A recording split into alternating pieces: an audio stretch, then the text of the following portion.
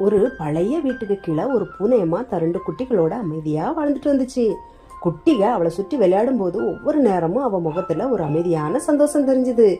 ஒரு நாள் திடீரென வானம் இருண்டு மழை பெய்ய ஆரம்பிச்சுது. கூரை வழியா தண்ணீரும் சொட்டிச்சு. குட்டிக பயந்துவே இருந்தாங்க. ஆனா அம்மா பூனை பயப்படல. என் பிள்ளைகளை நான் பாதுகாப்பான இடத்துல வைக்கணும் அப்படின்னு உறுதியான முடிவு எடுத்துச்சு.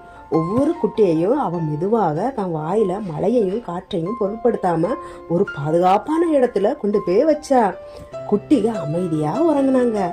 பூனை அம்மா மட்டும் அவங்க அருகில இருந்து காவலா இருந்துச்சு. காலையும் வந்தது, சூரியனும் வந்துச்சு. குட்டிக மீண்டும் ரொம்ப மகிழ்ச்சியா சந்தோஷமா விளையாடுனாங்க. அம்மா மட்டும் அவர்களை பார்த்து கொண்டே மௌனமாக சிரிச்சுது. இதுல இருந்து என்ன தெரியுதுன்னா, அம்மாவின் அன்பு சொல்லாமலேயே காப்பாற்றும் சக்தின்னு. நண்பர்களே, உங்களுக்கு இந்த கதை பிடிச்சிருந்தா சப்ஸ்கிரைபர் பண்ணுங்க, கமெண்ட்ஸ் பண்ணுங்க, லைக் பண்ணுங்க, ஷேர் பண்ணுங்க. தேங்க்யூ.